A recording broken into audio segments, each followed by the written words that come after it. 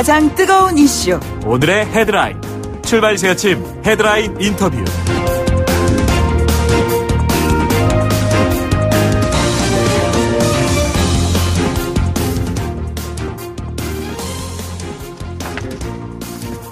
네, 정부가 어제 최저임금 결정체계를 구간설정위원회와 결정위원회로 이원화하는 방안을 발표했죠.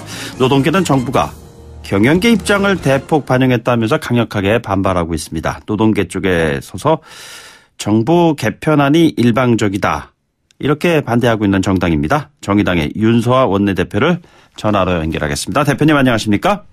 네, 안녕하세요. 정의당 윤소아입니다. 네, 새해 복 많이 받으십시오. 새해 복 많이 받으십시오. 네, 어제 최저임금 개편안 이 초안입니다. 네. 어떻게 보셨습니까? 이번 정부 발표의 핵심은 전문가들이 네네. 노사 논의에 앞서서 경제 상황 등을 고려해 최저임금 인상 구간을 우선 정하겠다고 하는 거 아니겠어요? 네네. 구간설정위원회를 노사정 각각 추천한 분들로 구성된다고 하는데, 네네. 그러면 노사 간 의견이 좁혀지지 않을 경우에 네네. 정부 측 추천위원들이 최저임금 상한을 결정하는 구조가 됩니다. 결국엔 정부가 한다는 것인가요? 예, 결국 정부가 최저임금의 범위를 결정하겠다는 것인데, 네네. 이는 임금은 기본적으로 노사가 자율적으로 결정한다는 기본은 취지에 맞지도 않고요. 예. 언제든 경제 상황이라는 이유로 최저임금 1만 원 달성이 무시되는 경우도 발생할 수 있다고 봅니다. 네네. 특히 경제 상황 이렇게 이야기하면 그 부정성을 강조하기 위한 방편을 삼는 경우가 대부분이거든요. 예. 게다가 최저임금 결정 기준의 고용 수준과 경제 상황은 새로이 추가하면서 노동계가 요구하고 있는 가구 생계비 반영 부분은 빠졌고요. 네네. 무엇보다 이 중요한 논의를 하면서 왜 노동계 의견을 충분히 듣지 않았는지 심각한 문제의식을 느낍니다. 예. 자, 그렇다면은 정의당 입장에서는 노동계 입장을 충분히 반영하기 위한 별도의 생각을 가지고 계신 건가요? 그렇습니다. 우선 최저임금 인상 문제는 이해 당사자들의 협상과 조정이 원칙이죠. 네네. 근데 지금 먼저 가이드라인을 제시하는 거나 마찬가지인데, 예. 한 가지 예를 들어볼게요. 한국경통이 2007년 정부가 최저임금을 직접 결정하거나 최저임금 결정구조 공익위원회 안을 제시해 결정하는 방식으로 개선하자고 요구했어요. 경통이 그랬단 말이에요. 이 요구 이유가 뭐겠습니까?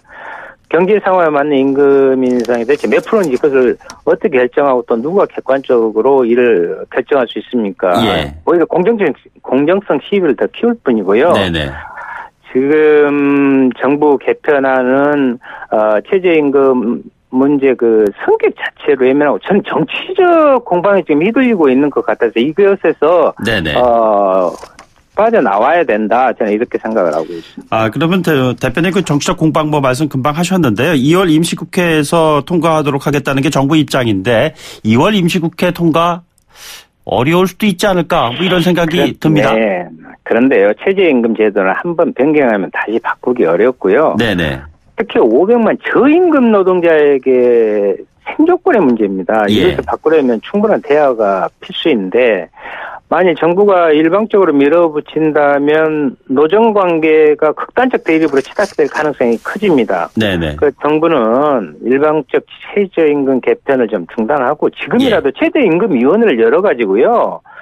노사 당사자의 합의를 통해서 최저임금 결정 방식을 논의해야 한다고 생각합니다. 정의당은 정부의 최저임금 정책이 후퇴되지 않도록 끝까지 노력할 예정입니다. 집권당 민주당 그리고 보수야당 같은 경우에는 보면은 긍정적이다, 이런 입장을 지금 보이고 있는 것 같습니다. 그렇다면은 뭐 수적 열세에 놓여 있는 정의당 입장에서 봤을 때는 반대를 한다고 해서 이 문제가 브레이크가 걸리진 않을 것 같거든요.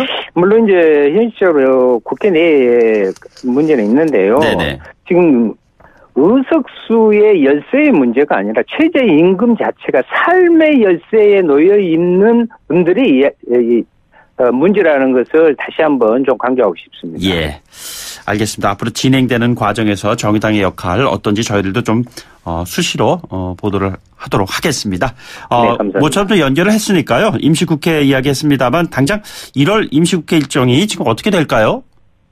그러니까 12월 여야 5당이 임시 국회를 합의한 것은 1월 중에 선거제도 개편안을 합의하는 것이 핵심 아니었어요. 그런데 정작 해야 할 일을 안 하고 여전히 김태우 파동 등에서 벗어나지 못하고 있네요. 이는 사실상 지난 31일 국회 운영위에서 결론이 난 건데 한마디로 빈소리가 요란했다 제가 그런 표현을 했는데 여기 이제 기재부 전 사무관의 폭로까지 포함해서요. 좀 정쟁화 시키겠다고 하니까 공전될 가능성이 커지고 있는데 정치개혁은 뒷전이고 답답할 따름입니다. 방금 전에 언급하신 그 기재부 전 사무관 신재민 전 사무관 폭로모 관련해서 기재위, 운영위, 행안위 뭐 이런 소집해야 한다는 주장이 지금 나오고 있는데요.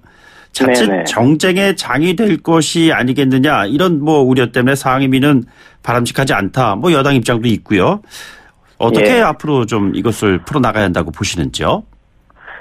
평소에 좀 민생을 위해서 이렇게 상임위 활동 좀 열심히 좀 했으면 좋겠어요.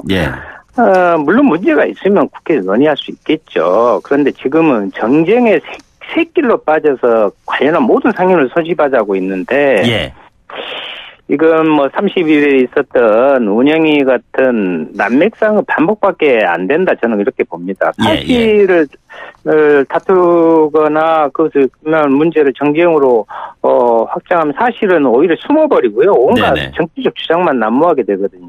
저는 개인적으로 신재민 전 사무관의 폭로에 대해서는 김동연 그 전 부총리 답변의 맥락에서 바라볼 필요가 있다고 이렇게 보고요. 물론 이제 기재부가 고발 위주 너무 직자적 반응을 하고 있는 것도 지적하고 싶습니다. 그 최근에 그 있었던 신재민 전 사무관뿐만 아니라 김태우 수사관 그리고 육군참모총장을 만났던 청와대 전 행정관의 인사자료 분실건 뭐 관련해서 청와대와 연결돼 있는 이슈들이 끊임없이 나오고 있는 것 같습니다. 이 문제를 어떻게 바라보고 계십니까? 그래서 제가 그런 이야기를 운영위 때도 했는데요. 집안 단속 잘해야 된다. 라는 그 말을 인용하면서요. 이것은 그때그때 사안의 문제가 아니라 청와대의 그 안의 운영의 시스템을 정확히 좀 개편할 필요가 있다. 그렇게 생각을 합니다. 그리고 대표님 그 선거제 개편 이슈가 지난해 말에 굉장히 뜨거운 핫한 이슈였었는데 최근에 좀 여러 가지 이슈에 좀 묻혀 있는 것 같습니다. 정의당 입장에서 봤을 때 이 비례대표를 늘리는 이 선거제 개편의 핵심적인 사안을 앞으로 어떻게 추진하실 생각이신지요? 냉정하게 말씀드리면 지금 거대 양당이 과연 국민에게 한 약속을 지킬 의지가 있는지 의문이 가는 게 사실이고요. 선거법 개정을 위한 정개특위는 매주 모여서 계속 돌아가고 있습니다. 그런데 정작 중요한 결정을 해줘야 할 두 당의 그 지도부가 문제 해결 의지를 보이지 않고 있습니다. 아니 그러면 의석수를 늘리든지 이것이 안 된다고 하면 지역구 의석수를 줄여서라도 하자고 해야 되는데 안 된다 하고 있는데 자유한국당이 언제부터 그렇게 국민의 이야기에 그렇게 귀를 기울이고 존중했습니까? 답답할 뿐이고요. 민심이 그대로 반영되는 연동형 비례대표제를 도입하고 정치개혁을 하자는 것은 이것이 개혁의 시작과 끝이기 때문입니다. 그래서 정의당은 반드시 선거법 개정을 위해 노력하고 있으니까요. 국민들께서 조금 더 힘과 지지를 보내주시기 바랍니다. 진보 진영에서 정의당의 이 선거제 개편에 대한 지지를 하는 분들도 있으시지만 정작 의원 수를 늘려야 한다는 부분에 대해서는 반대 의견이 적지 않은 것 같습니다. 이 부분을 어떻게 설득하실 것인지. 그러니까 지금까지 국회라는 부분이 거대 양당의 정치가 국민들에게 그런 부정적인 부분을 심어준 거 아닙니까? 그러니까 그것을 고치고 개혁을 하는 것이 국민에게 새로운 희망을 주자는 것에서 선거제도 개편을 주장하는 게 저희들의 이야기입니다. 그 부분을 국민들께서 잘 헤아려 주시기 바랍니다. 근데 뭐 증세 없이 복지 없다고 그러는데 의원수 증원 없이 선거제 개편이 불가능하다는 얘기 아니겠습니까?